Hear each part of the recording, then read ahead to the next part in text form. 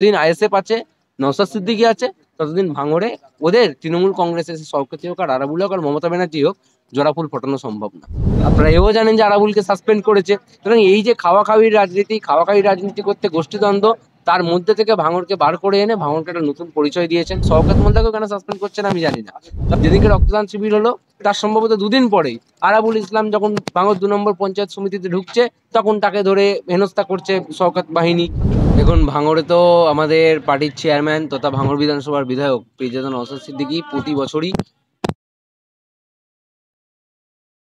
2,500, পরের বার প্রায় 3,500-এর বেশি, এবারে প্রায় 4,000-এর কাছাকাছি রক্তদাতা।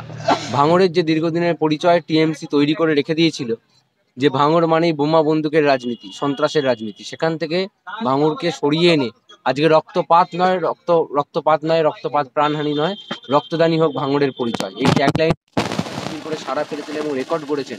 তাতে আমরা আপ্লুত, শুধু আমরা নয়, সারা পশ্চিমবঙ্গের পিছিয়ে বর্গের সমস্ত মানুষ আপ্লুত যে তারা ভাবছে যে আজকে এই মাত্র ফার্স্ট টার্মের বিধায়ক হয়ে পীরজাদা নওশাদ সিদ্দিকী আইএসএফ প্রতিষ্ঠা করে তিনি যে এইভাবে একটা রেকর্ড করতে পারেন এবং ভাঙড়কে, যে ভাঙড়ের যে কালিমার নাম ছিল সেটাকে ঘুচিয়ে দিয়ে একটা সুনাম করতে পারেন। আপনারা দেখেছেন যেদিনকে রক্তদান শিবির হলো তার সম্ভবত দুদিন পরেই আরাবুল ইসলাম যখন ভাঙড় 2 নম্বর পঞ্চায়েত সমিতিতে ঢুকছে তখন তাকে ধরে হেনস্থা করছে শওকত বাহিনী। আপনারা এও জানেন যে আরাবুলকে সাসপেন্ড করেছে। সুতরাং এই যে খাওয়াখাওয়ির রাজনীতি করতে গোষ্ঠীদ্বন্দ্ব, তার মধ্যে থেকে ভাঙড়কে বার করে এনে ভাঙড়কে একটা নতুন পরিচয় দিয়েছেন। একইভাবে আমরা স্টুডেন্টস ফ্রন্ট আমডাঙ্গা যুগল কিশোর মহাবিদ্যালয় ইউনিটের আমাদের যারা ছাত্রছাত্রী আছে স্টুডেন্টস ফ্রন্টের, তারা থেকে আমাদের এই রক্তদান শিবির আজকে তারা করলো এবং এখনো পর্যন্ত 120 জন রক্তদাতা এই শিবিরে রক্তদান করেছেন।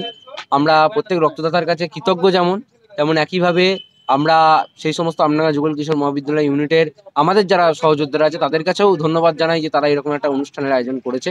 এই প্রথম সারা রাজ্যের মধ্যে কোথাও আমরা কোনো কলেজ ইউনিট আমাদের প্রোগ্রাম করলো, এবং তাও সেটা আপনারা দেখতে পাচ্ছেন কলেজের ঠিক উল্টো দিকে।